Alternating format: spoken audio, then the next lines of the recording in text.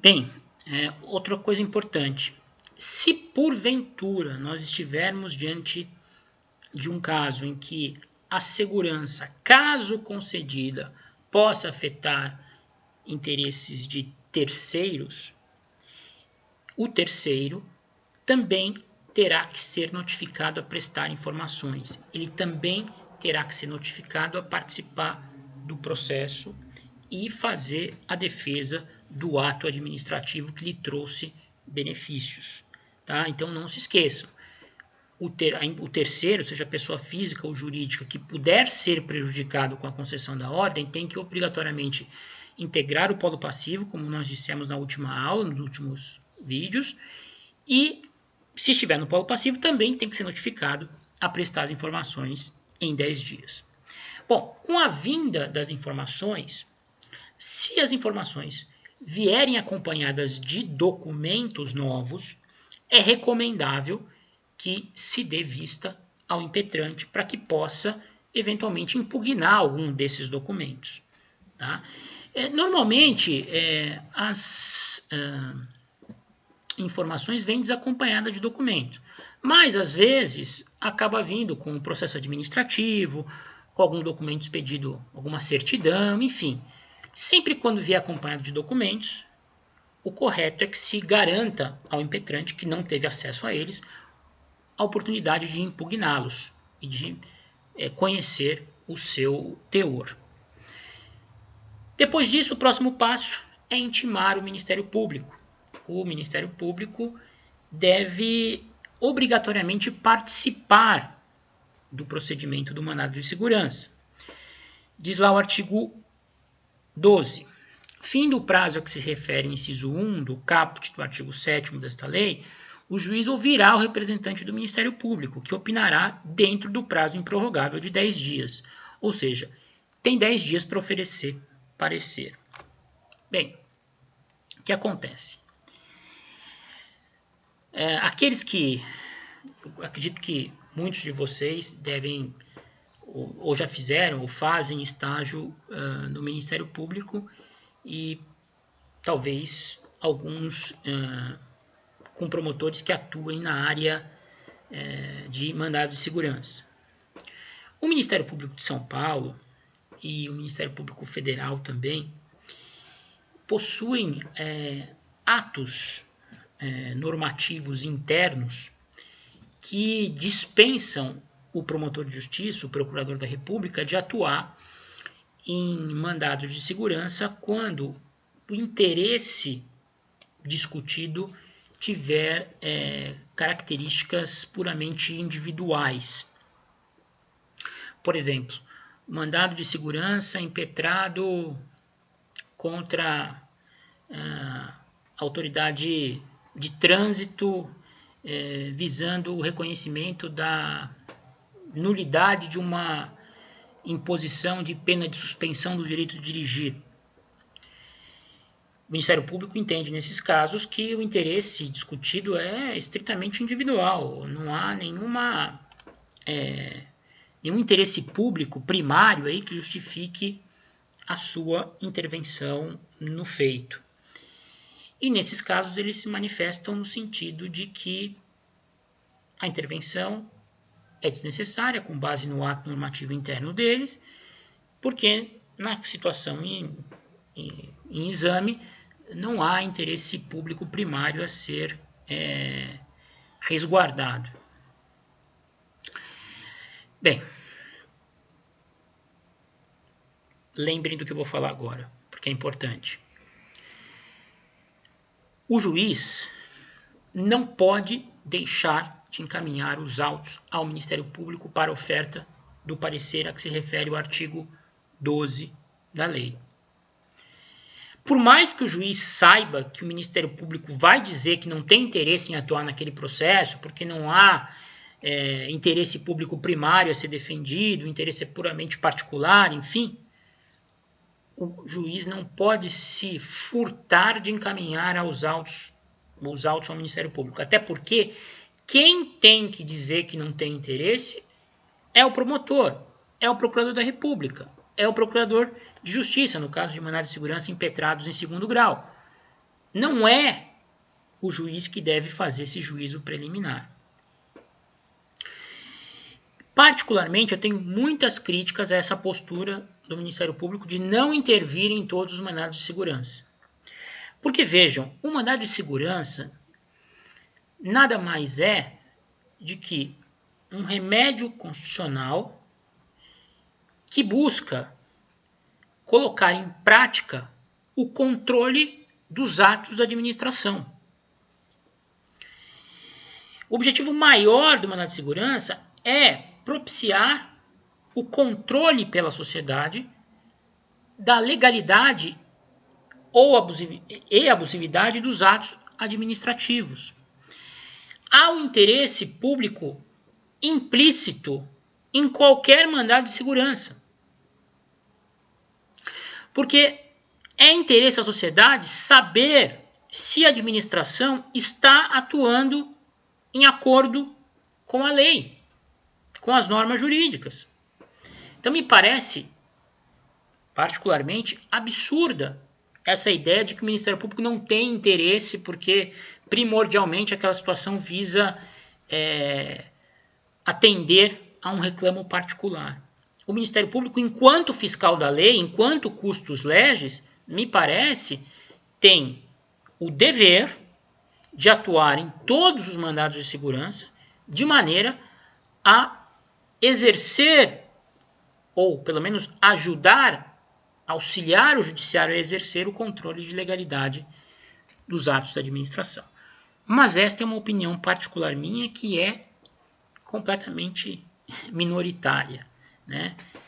Na prática, reconhece-se que cabe ao Ministério Público decidir se intervém ou não. O que não pode haver, o que não pode ocorrer é o juiz se furtar de enviar os autos ao Ministério Público sob a alegação de que não, aquilo é interesse puramente particular. A lei determina que se envie os autos ao Ministério Público e o Ministério Público vê o que faz a respeito. Ok? Seguindo. Colhido o parecer do Ministério Público, os autos são remetidos à sentença. E o juiz lá vai decidir se é o caso de conceder ou não a ordem. Se o juiz verificar que o caso que lhe é apresentado exige dilação probatória para o seu esclarecimento, se o juiz entender que os fatos que embasam o direito supostamente líquido e certo do autor são controversos, qual vai ser a solução? Denegação da segurança, em função de não estar comprovado o direito líquido e certo. Convencendo-se da procedência da tese articulada inicial, o juiz concederá a segurança. O artigo 13 diz: concedido o mandado, o juiz transmitirá em ofício, por intermédio do oficial do juiz ou pelo correio, mediante correspondência com aviso de recebimento, o inteiro teor da sentença à autoridade coatora e à pessoa jurídica interessada. Parágrafo único. Em caso de urgência, poderá o juiz observar o disposto no artigo 4º dessa lei. O que é o artigo 4º dessa lei? Permite-se que faça-se a intimação por telegrama, por WhatsApp, por qualquer meio que assegure um conhecimento imediato da concessão da ordem pela autoridade impetrada. Então, assim, não há formalidades para o cumprimento daquilo que houvesse sido decidido na sentença. Né? Bastará que se envie um ofício à autoridade coatora com aviso de recebimento para que ela tome as providências necessárias a assegurar o direito à parte autora. Artigo 14. Da sentença denegando ou concedendo o mandado, caberá apelação. Concedida a segurança, a sentença estará sujeita obrigatoriamente ao duplo grau de jurisdição. Ou seja, ainda que não houver recurso da autoridade impetrada, do órgão de representação da pessoa jurídica, ou mesmo do terceiro eventualmente atingido, se a sentença for concessiva da segurança, ela obrigatoriamente está sujeita a reexame necessário. Tá? a lei impõe o reexame necessário das sentenças concessivas de mandado de segurança. Aí o parágrafo 2º diz que estende-se à autoridade coatora o direito de recorrer. E parágrafo 3º, importante. A sentença que conceder o mandado de segurança pode ser executada provisoriamente, salvo nos casos em que for vedada a concessão de liminar. Então, vejam, se a sentença for concessiva e a situação não for daquelas em que se veda a concessão de liminar, a apelação a ser eventualmente interposta pela autoridade ou pelo órgão de representação judicial da pessoa jurídica não terá efeito suspensivo. A sentença pode ser executada provisoriamente. Tá certo? Agora, se for uma sentença que envolva aquelas situações em que não é possível a concessão de liminar, não é possível a execução provisória. Vai ter que se aguardar o trânsito em julgado. Liberação de mercadoria apreendida, concessão de compensação tributária, concessão de reajustes, equiparação, reclassificação do servidor. Todas essas matérias nós vimos não admitem a concessão de liminar e, portanto, também não admitem execução provisória da sentença. Tá certo? O parágrafo 4º também traz uma regra importante que fala sobre as questões de pagamento de vencimentos de servidor. O pagamento de vencimentos e vantagens pecuniárias assegurados em sentença concessiva de mandado de segurança a servidor público da administração direta ou autárquica federal, estadual e municipal somente será efetuado relativamente às prestações que se vencerem a contar do ajuizamento da petição inicial. Então vejam, se por exemplo um mandado de segurança, vamos imaginar, um mandado de segurança impetrado por um servidor público que entende por ilegal a recusa da autoridade em conceder uma vantagem prevista na legislação municipal, um auxílio qualquer. O juiz processa essa ação, não concede liminar, porque não cabe liminar nesses casos, são ouvidos tanto a autoridade quanto o órgão de representação judicial, é proferida a sentença é submetida a reexame necessário, é confirmada, transita em julgado. A implantação daquela vantagem suprimida, ela somente pode ser feita a partir do ajuizamento da ação do ajuizamento da inicial do mandado de segurança. Prestações relativas a meses anteriores, ou seja, o direito que aquele servidor impetrante teria de receber parcelas em atraso anteriores ao ajuizamento da ação, essas parcelas deverão ser alvo de ação de cobrança contra a pessoa jurídica de direito público ao qual estiver vinculada a autoridade. Tá certo?